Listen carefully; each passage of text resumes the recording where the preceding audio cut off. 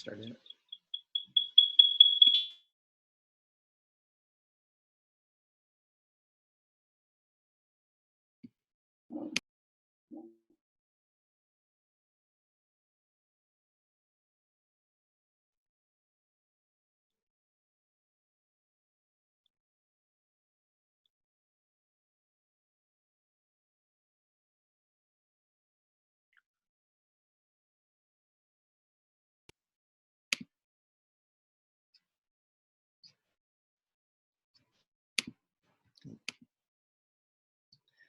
All right.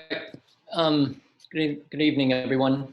A few minutes after 7:30 here. Sorry for the late start. We're just getting some technical glitches out of the way so we can record this session. All right. So hope everybody's hanging in there, and we've all kind of settled into a little bit of a different groove, a little new groove here, new normal, ongoing changing normal.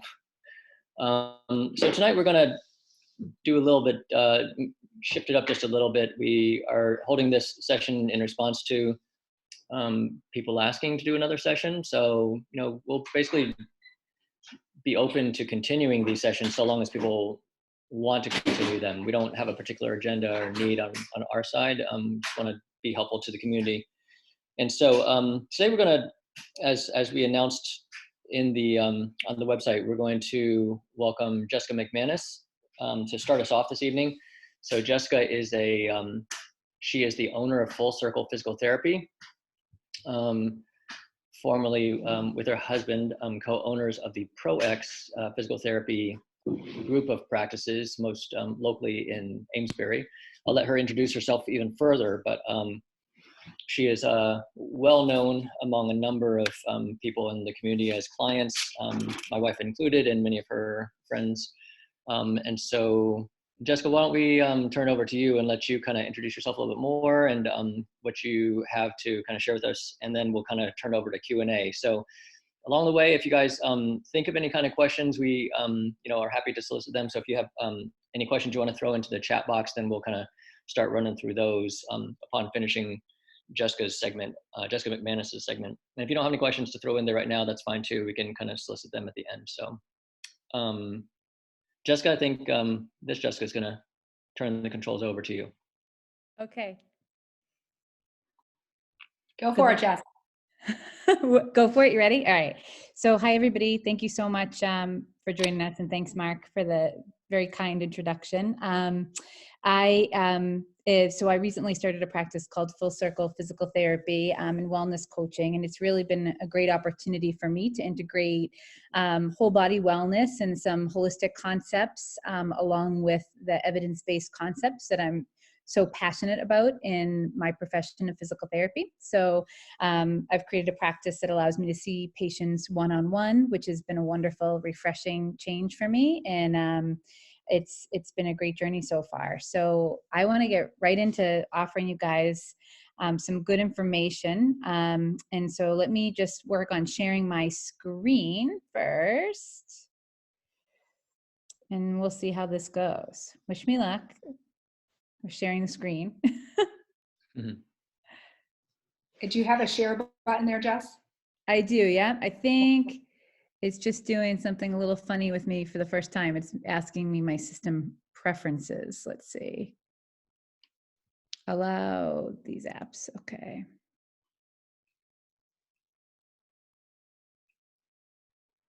All right.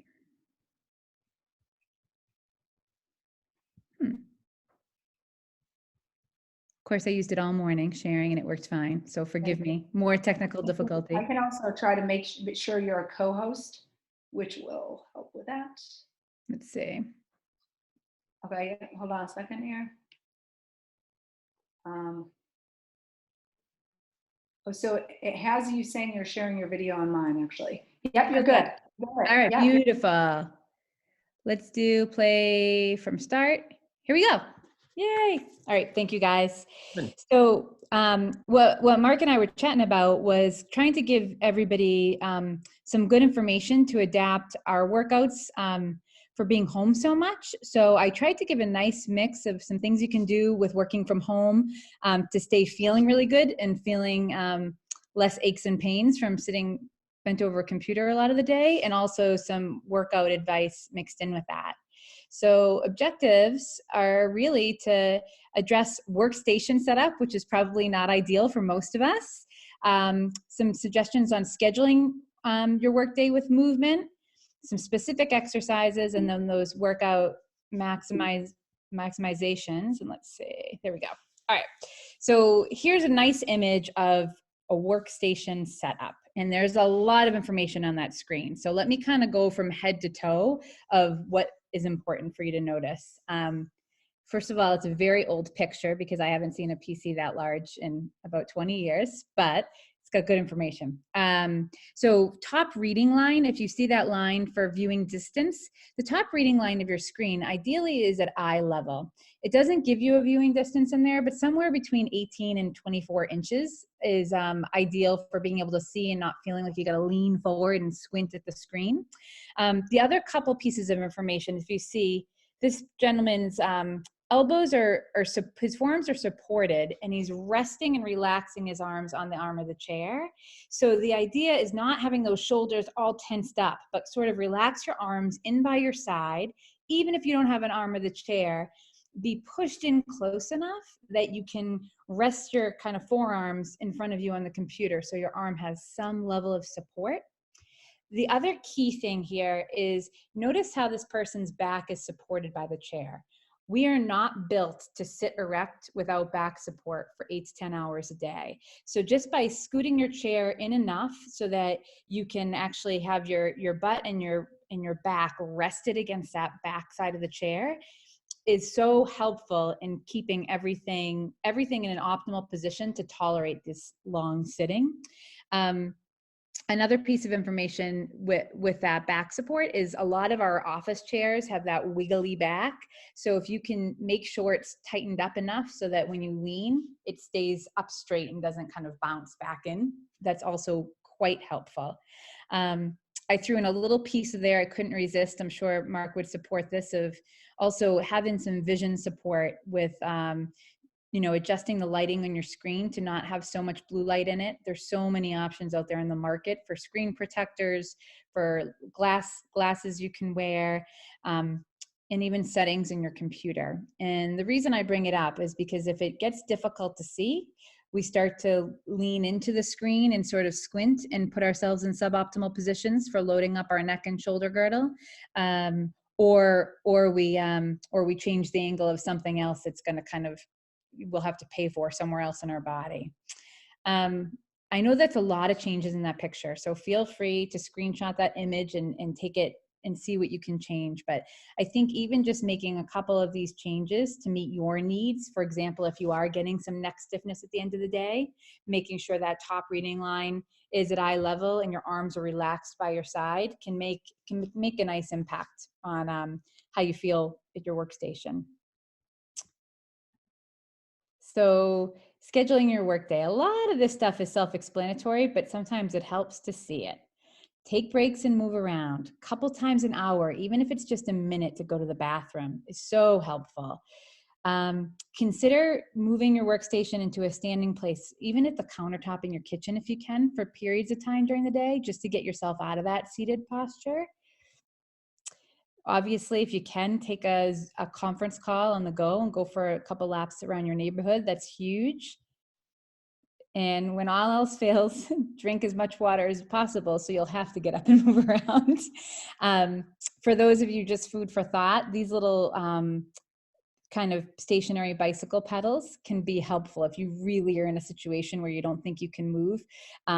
They're great. They're short money. You can get them on Amazon, and some of them even actually can be placed on the desk so that you can use them almost like an upper arm bike just to get your heart rate up for short periods during the day. So because I love the research as much as the next guy, I threw some other motivational factors of the benefits of exercise on brain health up in here for you. So a couple cool studies. So from the literature reading that I've done, and I think Mark would agree too, in just that there is so much evidence out there that says exercise supports our brain health in so many different ways. What's still up for debate is what type of exercise for what types of learning and memory. But here's some cool studies. I focus these studies on cardiovascular exercise, mostly because most of us have the easiest ability to get out and move without any equipment, just by taking a walk, for example. So this would be things like walking, biking, swimming, jogging, that type of thing.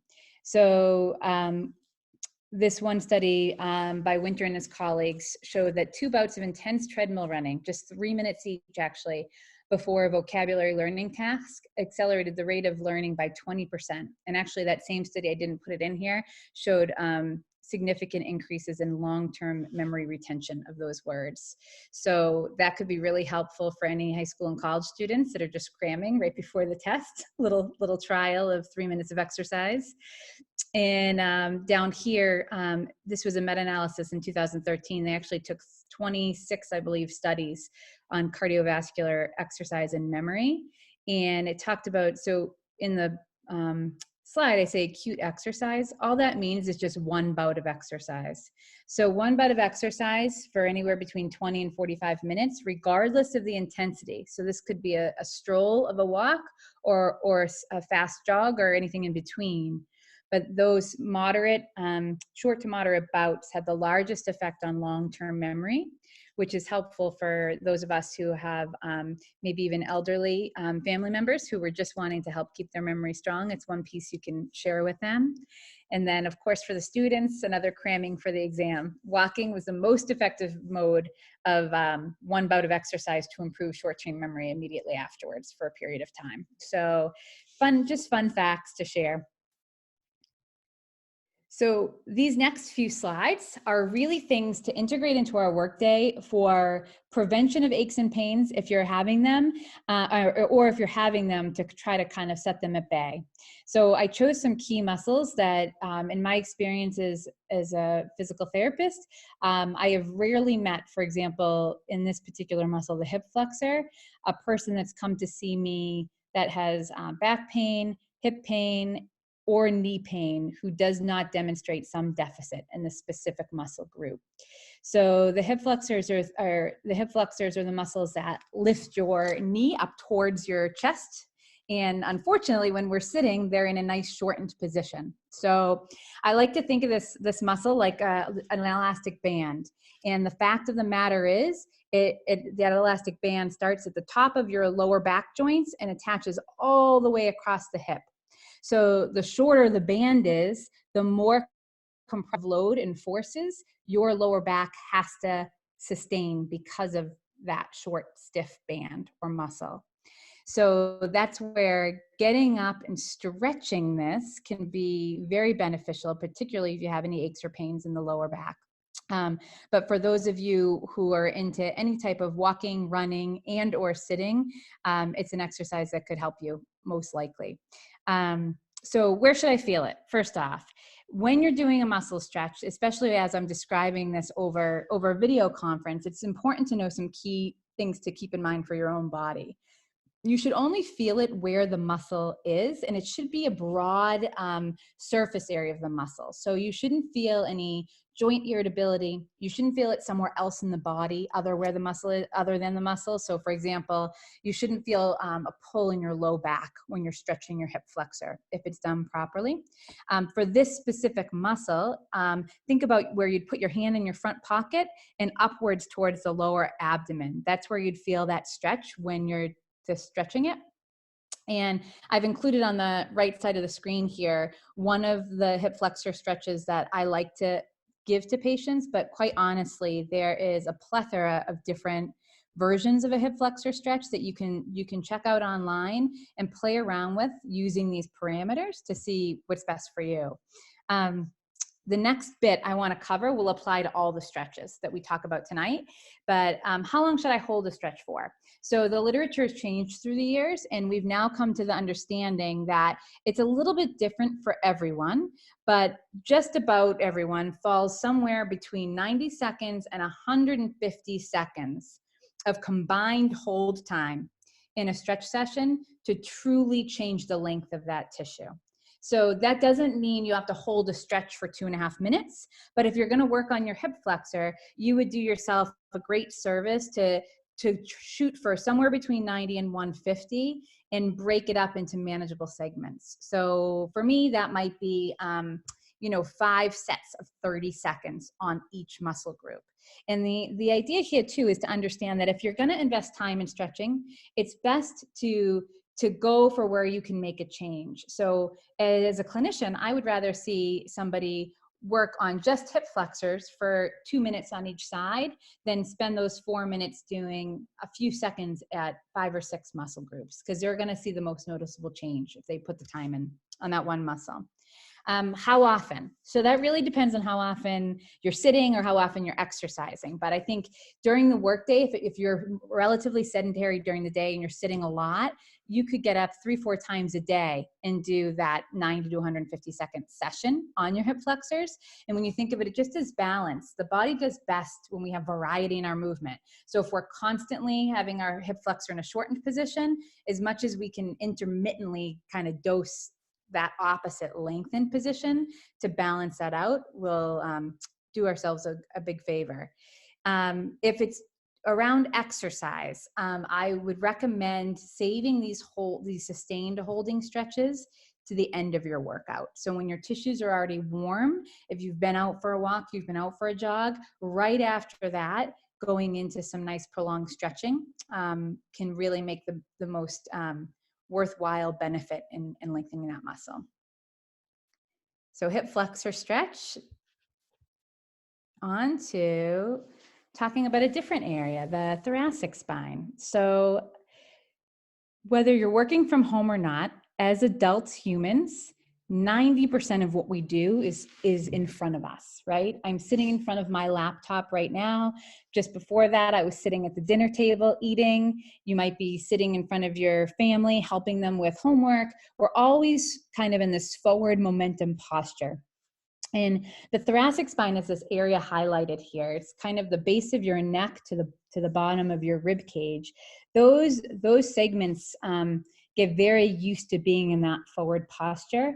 And then when we come to get out of it and get up and walk around, oftentimes that stiffness sticks with us. In fact, this is another region that I chose because I can't even remember the last time I met somebody that didn't have some regions of this part of their back that were a little bit stiff, particularly if you deal with any issues in the neck, the low back, or even the shoulder. This is an area that should get some attention. Again, kind of like the hip flexor, the thoracic spine, when we turn our head from side to side, when we bend over to touch the floor, we always think of turning our head as just our neck. But the thoracic spine plays a big role in that. So if you're stiff there and you're turning your head during your day, you could be putting undue stress on your neck that you don't need. And the same goes for the lower back and the shoulders. It makes those other areas work harder and take more stress if you're stiff in this area. So we're going to talk about some generalized stretches that you can incorporate, and we're going to start small and work to a little bit more involved. So at the very basic level, just sitting up at your desk and squeezing your shoulder blades together. You could check every time you see the hour change on your computer screen, just think about pinching 10 times. Whatever you can mix in, that's just getting us out of that forward posture and integrating a little bit of what we call extension, but that upright posture into that mid-back area. Again, just like all these stretches, you should feel it where you're wanting to stretch. So you should feel this between your shoulder blades the most. Getting a little bit more fancy, here's some exercises that get that mid-back or thoracic spine out of that forward posture. I'm sure a lot of you have seen the prayer stretch or done it in yoga. Cat camel, kind of really with this one, focusing on the movement happening between your shoulder blades. And then on the far right here is when we call open book, but it's just another example of introducing some other variability or different motions besides that forward motion into the thoracic spine. So even though we're talking about joints here, it's that same concept to get change in the joint the tissues around the joint, and that is 90 to 150 seconds combined. So maybe you just set your timer for 2.5 minutes and you play around with a variety of a few different exercises just to get some motion in that region. That would be great. And same thing, you can mix it in throughout your day. You could choose to do it before and at the end of your work day, but these are things that there's not much harm in doing them several times a day. If we're getting more specific, just to sort of open your eyes to some of the cool options out there. The very fancy peanut I just gave to a friend earlier today with the 2 tennis balls taped together. You probably have some in your garage. And the foam roll are awesome tools to get a little bit more nitty gritty and specific at those very kind of individualized restricted regions in your thoracic spine. For the scope of this, we're on a PowerPoint presentation, so I won't demonstrate it, but as I was going through this, I honestly thought there's a lot of different exercises in here that if there's enough interest and you guys would like to kind of do a video call and I'm demonstrating some of these things to take you through them and learn the right form, I'd be happy to do that at a future call. So another underappreciated little fella, the pec minor. So hopefully you guys can see me a little bit, but the pec minor is underneath the pec major, which we think of as our big chest muscle.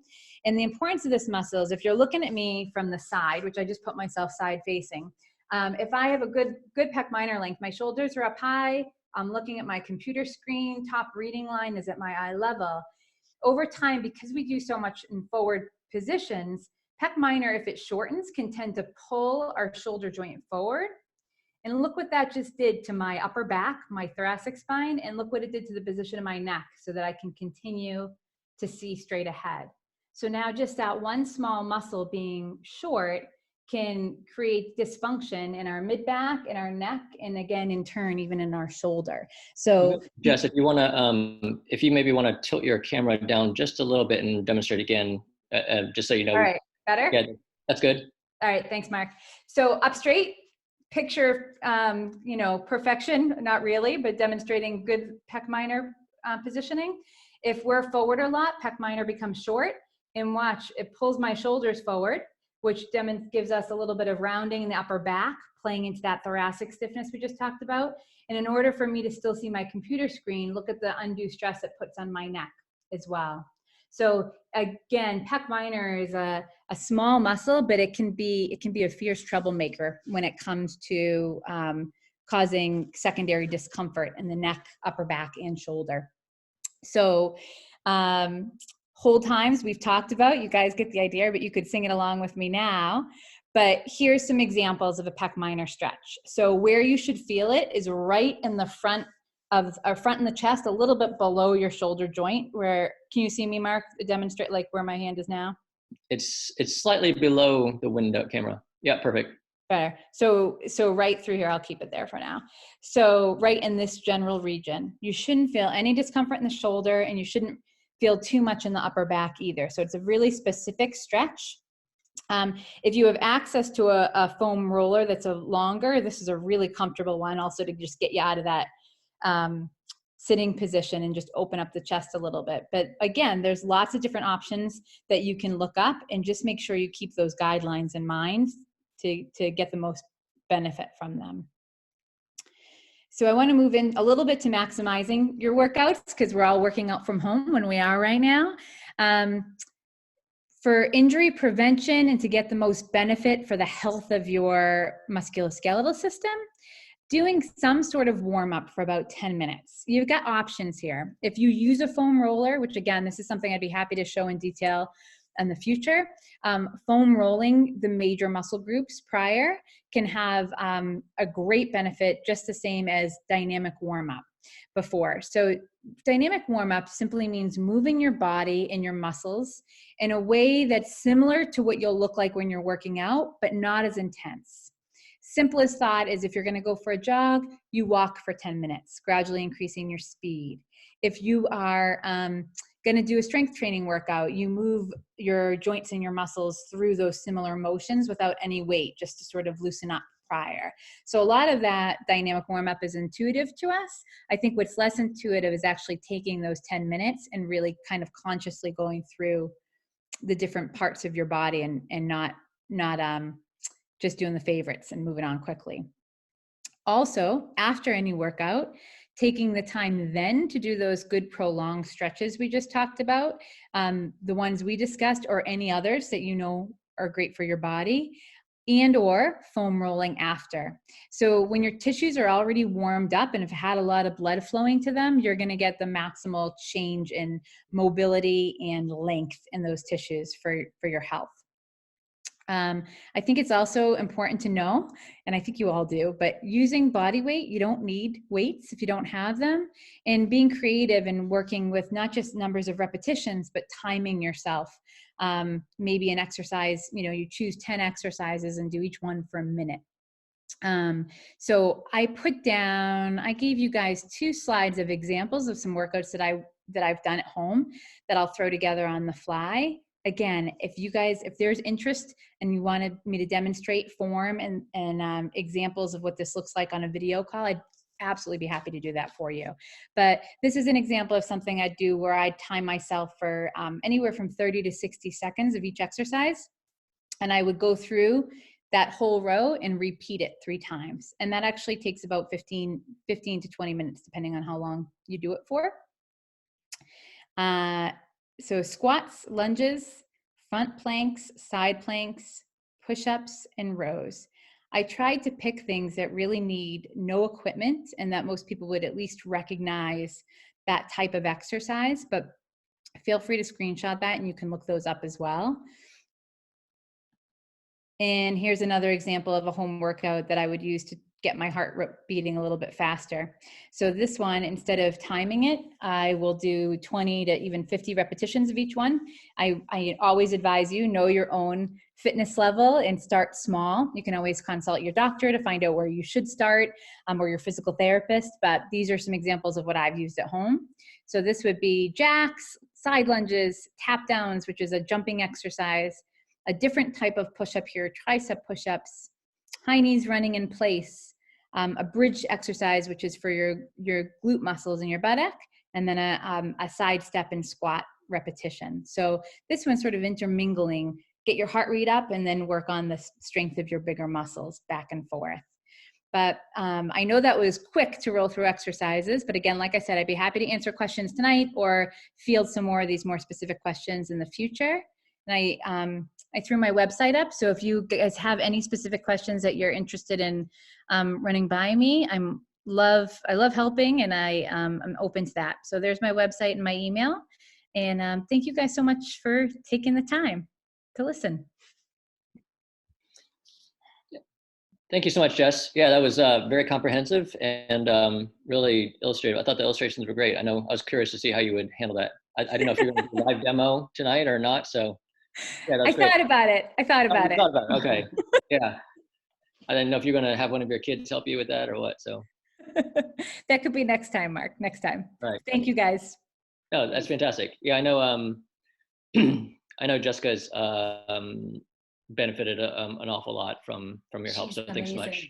And Jessica's had she found out she learned along the way that many of her friends have used Jessica's services in the past too, with great benefit as well. So. All right. Well, thanks very much. So why don't we toss it open to Q&A? I forget. So everyone's muted, I guess, right now. Or? Yeah. So yeah, you can selectively unmute or type in the chat. And this is a time I think that we just really want to have an open discussion and engage conversation of questions or concerns people have now, things they're thinking that they may want to ask about. Of what's just going on with COVID in the community. How long is this going to last? Are restrictions necessary? What do we think about various things? So we're just going to open it up, and we see our first question right here, just by talking. No, shifting the screen. Are we on the screen? Yeah. No, so she's not the one on the front. It will bounce back and forth between us as whoever talks. Okay. Yeah, it's honest. All right. So, yeah, I mean, if we don't have that many questions, I can, in my mind, yeah. So, if there aren't that many questions, I can kind of bounce through the top three things that cross my mind as questions I'm being asked a lot. But all right, so I guess one question here: if you test positive for antibodies, does that make you immune for the future? So I would ahead. say absolutely not. One of the things that research is showing right now is that, and Anthony Fauci said this, and I think this is very important. You know, we keep on talking about, oh, getting immune, but really we don't know yet if being immune and having a positive IgG and IgM actually means that you're immune and won't get this disease in the future. So I think that it's important to recognize that while you may have a positive antibody test, at this point, we don't know clinically what that means and how much protection you will get. I expect that's something coming up shortly we're going to start to understand more and more. Yeah, I think if we, I mean, when I think it through myself, I say, well, you know, if I develop antibodies to whatever else, let's say, well, the examples I often give to patients are a couple. One is, let's say, chickenpox. You know, historically, at least when I was in residency, 2000, 2003, the party line was people don't get chickenpox a second time. And then you'd hear occasionally, well, so-and-so got chickenpox twice, and then, you know, et cetera, et cetera. Now, I think it's the rare, I think I would be pretty surprised or shocked if a clinician said, yeah, it's impossible to get chickenpox twice anymore. We certainly know patients who get shingles more than once, right? So there's a couple examples within the one topic right there. So chickenpox is the varicella virus, and if someone's had chickenpox as an infection or as a vaccine, they should have antibodies, short-term antibodies that are called IgM, the ones that show up first, and then they kind of translate into messaging into the person developing long-term, what I often call memory or database antibodies called IgG. And so anyone who's had chickenpox as a vaccine or illness should have IgG antibodies the rest of their life. But when chickenpox reappears, when varicella reappears later and is reactivated, as most of us know from all the commercials for the vaccines for Shingrix, people develop shingles. And so do we call that a reinfection? Do we call it a reactivation? You know, it's a little nomenclature, but bottom line is the virus, the infection did reappear a second time. And we know people who get chickenpox before shingles, the first episode, more than once, or shingles, the remanifestation, more than once. So it's certainly not a given. I think the real take home on the public health level of why we keep hearing this news about, you know, don't take antibody positive to mean X, Y, and Z is, I think there's just concern right now where, again, this is just a novelty. Nobody really understands COVID well enough. The real key is that on the public health level, they don't want us to just think we all have a golden shield, a magic shield that is absolutely, you know, a passport to do X, Y, and Z with no inhibitions or no concerns whatsoever. That's the bottom line. But I certainly would tell my patients that if you have antibodies, you should be at increased immunity. Or if you were to develop it again, you would, I would instinctively believe, by past track record with other infections, that you would have less risk of intensity or duration of any kind of recurrence. I think the big key, and I don't know if people talk about this, but I don't know much about it unless you've come across it, is the concept of whether there are genetic more mutations in the virus and whether those other newer mutations might be a whole different story. Yeah, so actually, when it comes to the genetic mutations, COVID is known to have a very high genetic mutation rate, but most of the mutations, I mean, basically all of them that have happened so far, at least that they can tell, have been basically mutations of various intronic regions and don't actually have any effect on the disease itself.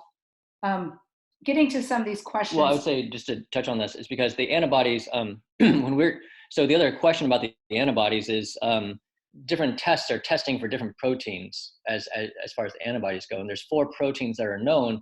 Most of the tests are testing for just one of those 4 proteins. There are a couple of labs I know of that are testing for like 2 or 3.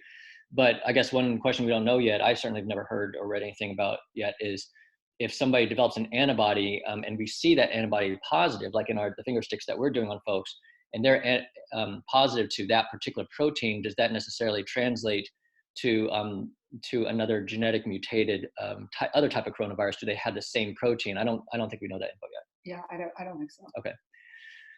Building on questions just on a related topic, and then we can go back up. I think Mark, you touched on you know, what's the advantage of getting the antibody test, and really it's to see if you have had some level of, exposure in the past. And you may have some increased immune response, but again, it doesn't guarantee you're not going to get it again. I think the one thing about that from a public health perspective is answering this question, which is really a hugely important question, which is sort of what's the prevalence of the disease and how many people have had it. And that's something that the current research really in the last week that's done more random sampling has really identified that the percentage of people who actually have had this is likely way higher, as much as 55 times what we initially thought. When they've done some as close as can be to random sampling, both in New York City and in Chelsea. Now, Chelsea, Mass is a pretty distinct population, can't be generalized because so many people have it there. But the prevalence rates of this have been dramatically higher than what the original estimates were. Yeah, and I think there's a lot of talk right now about as there's developing talk on a governmental level about how or when businesses may open back up. I'm still on the same. Yeah. I can't read from there. Oh, no. There's been speculation, at least among clinicians that I personally network across the country, as to will there actually be some kind of suggestion that people who have documentation of antibodies are allowed to do X, Y, and Z, whereas people who don't have antibodies aren't. And I don't know to comment on that, and who knows what the likelihood of that is, but I don't know if it's that far-fetched. I don't know. It certainly is implied in a lot of news that I'm reading, which I historically am never a news kind of guy, but I've become more so for sure now in this topic. But there's a lot of discussions about how much this herd immunity, right, that everybody keeps talking about, is going to dictate the decision making on businesses and culture reopening. And so, for those people who aren't familiar with herd immunity, do you want to describe that? Yeah, the herd immunity is basically the concept that and you can think of this with the vaccine, if enough of the population has gotten a vaccine, then basically what happens is it's so hard for the virus or disease to thrive in the population that the entire population is immune. You hear people throwing out this term herd immunity. I think one thing that's hugely important to recognize about herd immunity that people who are not knowledgeable in it are saying which they don't actually understand, is in order for herd immunity to actually kick in and work, you really need to have at least 90% of the population have had the disease. And really it's more like 95% of that. And so when herd immunity starts breaking down, we could see it in these sometimes cases where there's like an isolated population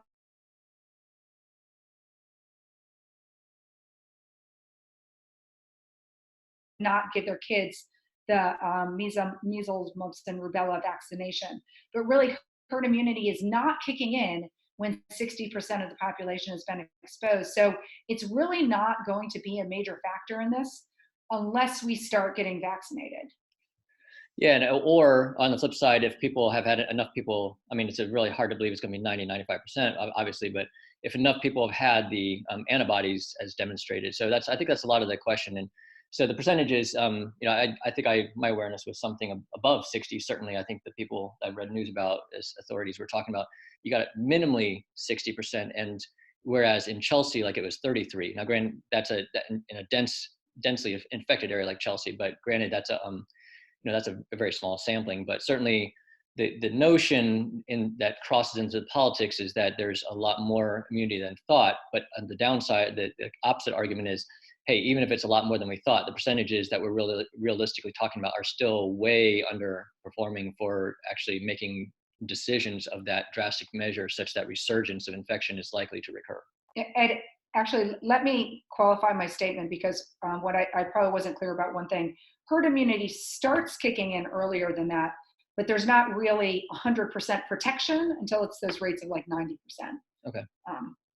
Should we just make sure we're going from the top down? So the next question is, my dog goes to doggy daycare. Is this safe? Do you want to take this, or do you want me to? You're welcome to start. So I have to say, some of these questions we don't all know the answer to, but when I've heard this question asked before, and I think the best response is the biggest risks are when you go there to pick up your dog and being exposed to other humans data of transmission from animals to humans is not good, and it doesn't seem like it's that common. You know, however, I could imagine scenarios where someone's sneezing all over the dog, and then you're petting the dog, and then maybe there's some type of transmission of human fluid to fluid. But I think that's probably really rare. And that really, the thing that I've heard you have to be most careful about is really just the exposure when you're picking up and dropping off your dog. Okay, I want to know that. Has your mom asked this question? No. Oh, No. she's not up to date. Yeah, I've told people the same. I don't know what to make of that question. I don't know what to make of that response other than what Jessica had mentioned. I mean, as far as transmissions from animals, I don't know. I mean, it's just all part of this craziness of COVID chaos, right? I think it was somewhere told that animals don't get infected, but now we know of cats that have been diagnosed. We know of dogs that have been diagnosed, or tested positive anyway. We know of tigers that have been tested positive. So the proposed origin of the virus is from bats. That's actually not just COVID-19. That's coronaviruses as a class are heavily believed to be bat. But I don't believe that it was trans. Also, I don't know. It's up for grabs, I think. But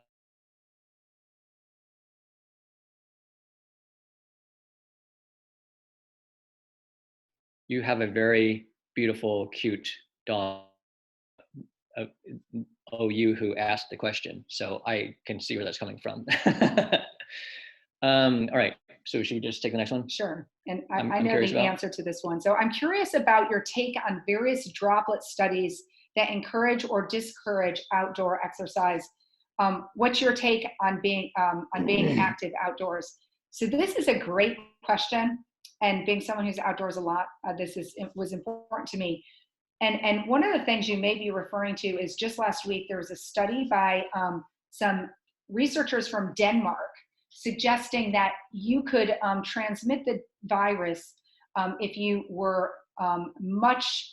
you had to be much further away than 6 feet to make sure you were safe with transmitting the virus. And they had this really controversial picture of someone running and like droplets oozing from their face back behind them. And it created a level of scare and worry in the community. And it was saying like you need to be at least 26 feet away. So I looked at that study, and I actually talked about that with a bunch of epidemiologists. We do not buy that at all. It was not at all a well-designed study, and I think the inferences they made are not really grounded in good research. So my take on exercise is doing exercise outdoors, as what Jessica referred to in terms of trying to get movement, is a great thing right now to relieve mental stress. It's just making sure you're being disciplined in how you do it. I would say when at all possible, wear a mask. Absolutely do not be closer than 6 feet with anyone. And I think that's the thing that I would push back and be the strongest on is, I've seen a lot of people, I'm a big runner, running on the rail trail and they're right next to the running partner or things like that. That's, they're too close. So stay off things like the rail trail too. Walk on side streets, walk places where it's much less crowded. And if you have someone you're even running with, be on opposite sides of the street, be more than 6 feet apart. So I think I would encourage outdoor activities and exercise. Just make sure you're using the precautions that are recommended. Okay. Do you have info on this research for plasma exchange? So when it comes to the plasma exchange, I mean, this is, I think, a super promising area of research. And if you look at the recent case studies that have come out. Actually, let's just stop for a second. So for people who might be asking, what are you talking about the plasma exchange? I mean, I take that question to be asking, we've had a couple patients in our own practice already who have volunteered saying, hey, if they're collecting blood from me because I have antibodies, I'm happy to donate. Yes. That's what they're talking about. They're talking about the if you go on the internet and look at Red Cross blood donation COVID, you'll easily find the link. It's a single link. The hospital is connecting people to the same website. So the Red Cross is collecting blood from people who already have antibodies to COVID and administering that blood like a blood transfusion to COVID active symptomatic patients. So that's what the and the idea behind this started in New York City in some of the hospitals. I think Einstein Hospital, and the idea was, then if you take plasma from one person who has antibiotics and administer it to someone else, even after they've already gotten the infection, can the antibodies that are in that person help train their body to figure out how to develop the antibodies to fight against it? So I think the key thing here is every single thing I've seen on this has been extremely promising. I've seen people recover and this and that. It's extremely promising, but we also have to recognize that this was done in the context of observation, meaning people have done this and they've gotten better, and their anecdotal stories really to prove that this is truly efficacious or effective. We need to do more clinical trials where people are either randomized to getting that or not, and then you can really determine. But I think all research on this so far is very promising. So a question now becomes interesting. One question might be, okay, well, if the observations are overwhelmingly, however you want to define that, I don't know, I'm going to say 75%. Mm-hmm. If it seems 75% of cases, let's say of the first 30 documented cases of plasma exchange, nobody dies of those 30 people. And let's say 25 of those people are out of the hospital faster than would have been expected based on similar kind of stories. Are they really going to do a randomized controlled trial to when it's such a strongly suspiciously positive, And I think this is a really good point. And I think the answer to that is it'd be almost unethical. Exactly. So the answer to that is really interesting, because it does become to a point where it's unethical. And actually, if you look at Anthony Fauci, and if you've read anything about him in the past, similar issues to this came up in the AIDS epidemic, when people knew if they didn't get any treatment, they were going to die. So basically randomizing people to nothing and a treatment was super unethical. And so basically he got the FDA to pass something that allowed people to basically be administered this as long as the FDA approved it was safe. Once they could confirm that it was safe, then their response was, if they knew these people were going to die regardless, they give it to all those people. So I could actually see in a case like this, with this happening right now, that something like that's happening, and in the midst of something like that happening, there being lab science that actually then tests it outside of a human body to sort of prove it a little bit more. Yeah, and this is a sort of recurring conversation that we have in-house about randomized controlled trials and such, because, for example, I'm a much bigger proponent of the hydroxychloroquine Zithromax, for everybody until proven otherwise, but she's not as much because she wants to see more data. But, it's one of those things where I think I understand it's not exactly the same as the plasma exchange. Should the plasma exchange be shown to be that efficacious, early on, in that, there's a lot of people who are presumed on hydroxychloroquine and Zithromax and still being intubated and dying. So, maybe it could be a different story than the hypothetical we're talking about, but we'll see. Okay. So yeah, thanks, Sarah. I did get that piece from you earlier. So what's that?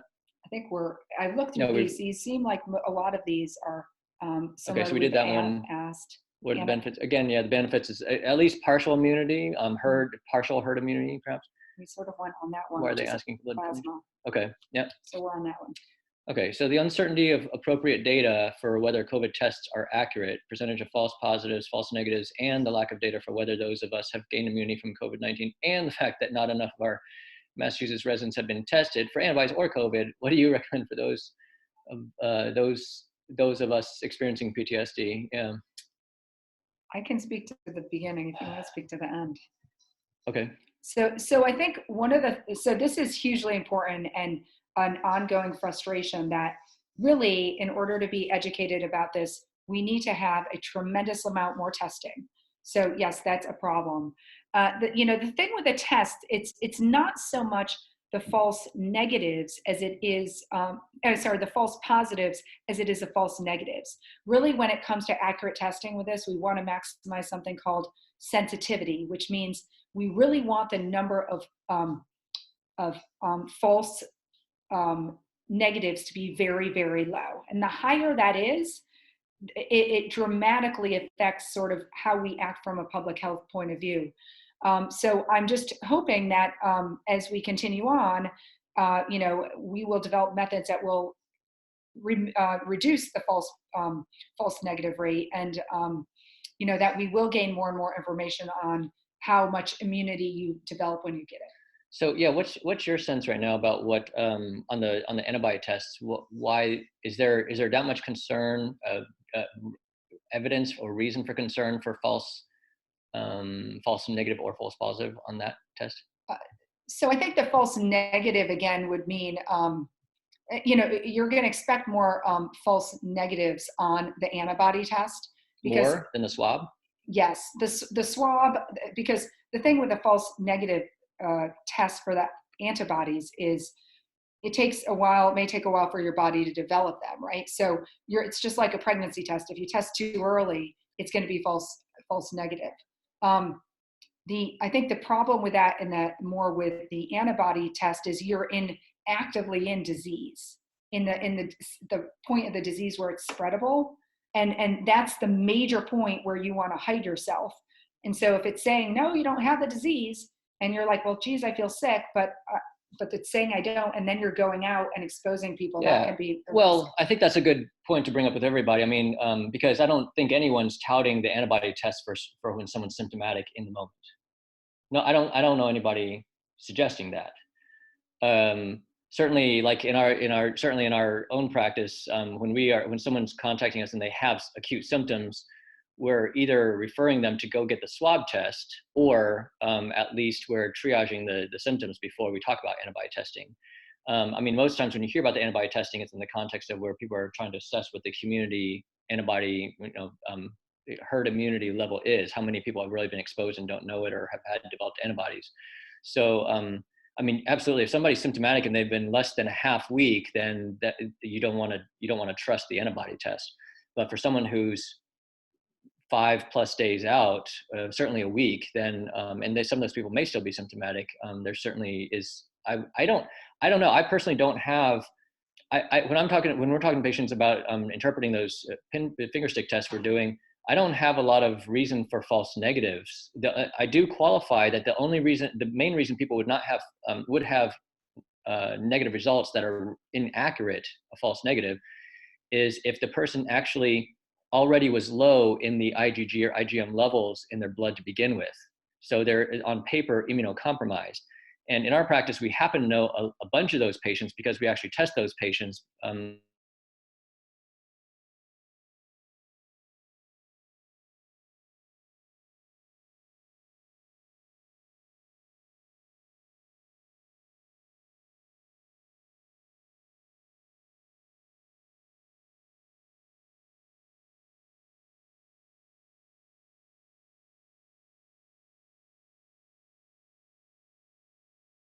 How to use that background data to assess the false negatives on the antibody tests. But otherwise, I wouldn't expect there to be that many false negatives on the antibodies. But looking at this question a little more, though, I think one of the real points this person is asking, though, is given all of this uncertainty, what do we recommend for those experiencing PTSD or trauma? Whether it's kids or adults, what are the recommendations?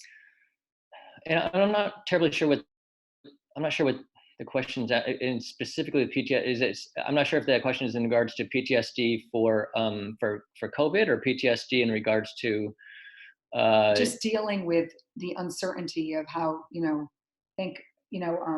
and this person can continue to add more if you want later. Here. Yeah. In other words, what do you recommend for kids and adults dealing with the trauma of this pandemic? Yeah. The fact that we not know what. Okay. Yeah. How do we do not know what or whom we can engage with until the community learns? Yeah. And I would say, and feel free to add to this, but I think listening to the general guidelines and staying within them, staying home as much as possible, when you go out wearing a mask, staying 6 feet apart, and recognizing that and washing your hands all the time is likely going to protect you. And we really make it a point where I try to not go to the grocery store or places like that as much as possible. But then, this person, I have to say, I sympathize with you because I'm right there with you. I read way too much about this. And then I've been staying up at night because I'm all worried about things or my mind's spinning.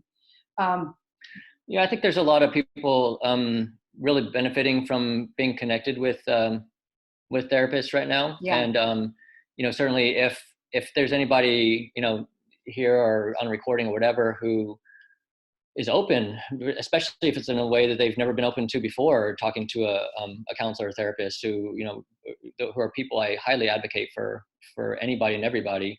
It's always a matter of finding the right fit for you, relationship and communication wise and trust, et cetera. But, we're pretty, in our practice, we're pretty selective about, those we're referring people to, and have a pretty good list. And so, if it's something that someone's interested in, then certainly we'd be happy to, provide some options or provide a list of providers for you. But yeah, I think taking the safe route is probably the most protective thing you could do, as you were saying, for you or your family. And on the other hand, I do know some people who, because of PTSD from other pre-COVID scenarios, they're finding that the isolation is causing a lot of PTSD uprising, and that's a whole different ballgame. That's like the flip side of what we just said, because if you isolate more, then it's even more problematic. So, yeah, finding the right balance and strategies, by all means, it's validation. This is not an easy time. There's a lot of challenges. So, so there's a series of questions about testing. So I'll read them all, and then you can answer. Can anyone get an antibody test? If you think you have COVID, how do you get tested for antibodies to give blood? Where are you referring people to get the swab test? So those are a bunch of questions about tests. Okay, so the swab test, there's two sites that, so a lot of people know that a lot of testing sites are very algorithmic. You have to meet certain criteria and such, because of the fact that the testing hasn't been widely available. So Holy Family Hospital has a drive-by system. They don't have an algorithm as long as a person has an order from a physician or from a medical practice. So they're open on weekdays only, and they used to be open, I think, till 5 or 6, but I think it's cut back in the hours now. It might be 3. So we're pretty regularly having people call ahead before they go. So that's one option. The second option, of course, that's opened in the last couple of weeks that a lot of people know about is an urgent care center in Lowell. Largely, Lowell and Lawrence have become hotter spots. I don't know if I'm ready to call them hot spots by definition, similar to other places, certainly like New York City, New Orleans. But in Massachusetts, anyway, they're maybe not as hot as Chelsea, but they're on the radar. Haverhill is, my sense is, it's a little step down from even Lowell and Lawrence, but I think that's why Lowell was chosen as a site. And so I think it's called AFC Urgent Care, if I recall right. And if Sarah, you're still on, or anybody else remembers, you can stick it in the chat room for everybody. But I'm pretty sure it's AFC Urgent Care. Again, you have to have an order. You can't just show up. And they probably have some limited hours and whatnot, but I'm sure it's on their website. So that's for the swab. I think I just saw an email in the last 24 hours that Anna Jakes is now starting to offer some kind of drive-by system, if I recall right. I don't want to speak wrongly. But I'm sure they have that available on the website as well. And actually, one of the things I heard is coming up very soon. I think the mayor is trying to do something where all Newburyport residents or people living in this area, and I don't know any of the details, so I could have them wrong, but trying to offer testing to everyone. I don't know how far along that is, but I know that that's in the works. Do you know where you got that info? I can look that up. If you don't remember. Yeah, as far as antibody tests, honestly, I'm not aware of anybody in the area outside of our practice that's offering it. I'm not sure why. I would speculate that a lot of it is because in the medical community, it's hard. I think, speak on behalf of practices or clinicians, I don't know. In part, I don't know. Part of it might be just America liability-driven decision-making. A lot of it is counting on, it's the medical system as a whole, is that counting on the bigger authorities to make recommendations before we'll follow suit, so that we're not sticking out different than other practitioners or practices.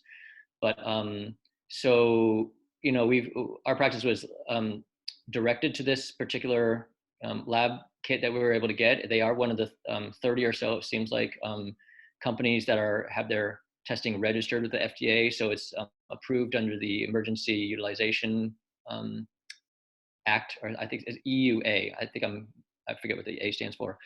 But in any case, yeah, I'm not aware of where else is available right now. So to date, we when we first got it, we wanted to be comfortable with the reliability of it. And I can say that among the colleagues and my colleagues in the practice, and I we're feeling very confident about it. Myself, there's been one case that I don't really well explain that it was negative. They were negative on the swab as well, but I think to date, everybody else who's bless you, everybody else who's had a positive swab has tested positive on the antibodies as well. And we definitely have picked up people with positive antibodies who were sick sometime in the last 2 months, and they were testing to see if it might have been COVID, and they did have some antibodies. Some people were surprising, other people less so, but it's been interesting for sure. All right, how about, let's see, should kids wear masks outside, on the rail trail, walking down the street, bike rides? So I would say my take yes on this is that in all cases, you should follow what's been recommended, and the recommendation is masks. I will say I'm sympathetic to kids biking because they're going so fast and it may be hard. So our son has been biking, and in that case, I do allow a little bit of an exception. I make him bring it, but if he's actively biking and breathing in air really fast, and away from everyone, like, then I've said, okay, well then that's fine, but as soon as you stop, you have to put it on. And how about that question? Is it better to wear a cloth mask or N95? So, and there's no question, an N95 is way better. I mean, if you have one, and if you have one at this point, you can't even donate it because you've probably contaminated it, because I've also looked into that. So wear it. And can you reuse an N95? So you can, in an ideal setting, if you're in the hospital and you have an unlimited amount, each patient, you see it, and then you take it off and you get a new one. We aren't living in ideal conditions, so I would rewear it. I would try not to touch it a lot. I don't think they're, I should say, I'm pretty sure it's standard in most hospitals that any given provider, staff of any sort, is reusing their N95 mask, at least throughout the day, if not longer. So I'm pretty sure people have like assigned masks, like this is your mask for the day, or your mask for the next couple shifts, or whatever the case may be. And actually, I'm happy to say mass is better. That's how it was in New York. Mass has gotten better because they have better supply. So they're not quite that bad, but bad enough that you should be reusing yours. There's also to me, it's also worth just mentioning, right? I think you have said this, or you showed me the data on it, that the masks are more often, for the far majority of people, the purpose of the mask is to prevent ourselves from contaminating others. It's not necessarily as much for preventing transmission from other people. Whereas in my mind, the N95s are flip-flop. If you're in the hospital, the N95 is for the person who's wearing the mask to be prevented from being transmitted from a patient. Right. But the bandanas and the cloth masks and the less protective surgical masks and stuff, it's more for avoiding us coughing and spewing into other people. Exactly. And also just making us self-aware to stop putting our hands to our faces, and that we should avoid transmission. Mm-hmm. So, all right. Okay, so what is the best way to wash fruits and veggies to make them safe to eat? So this is a great question, and I am happy to say I do know the answer, because I looked into this quite a bit, because I was sort of curious about this, because I thought, oh no, do we need to spray it down with the special sprays and this and that? And by and large, the recommendation is do not do any of that. Wash your fruit and vegetables just like you did before, and that's it. Because they've said that there's a lot of growing concern that people who are trying to decontaminate them using other methods are then ingesting things that are not good for them. So they said just make sure to thoroughly wash them, and you should be okay. Which this was actually somewhat of a surprise to me, but actually good information. And the second thing is the question about how long does COVID... I think if you're washing fruit for kids that have trouble going to sleep, you can wash them in Jack Daniels or something, though, right? Yeah. Okay. How long does COVID live on cardboard, plastic, and metal? I do know it can live on metal longer. I think 3 days. But yes, that's what I've heard too. But the one thing I also read about this that again was informative for me is if you get your groceries, a lot of people are spending a lot of time decontaminating them all by spraying them all down.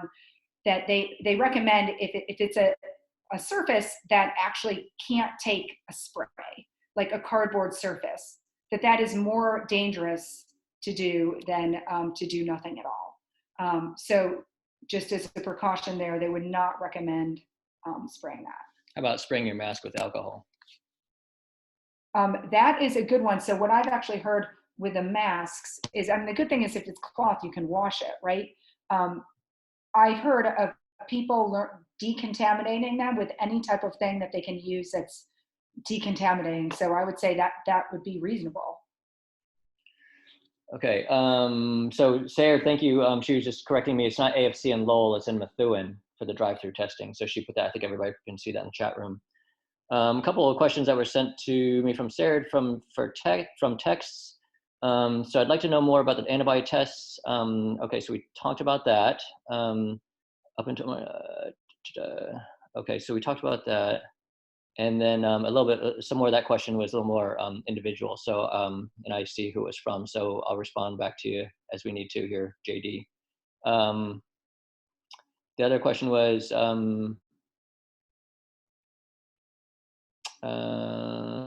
yeah, that's a little more specific too.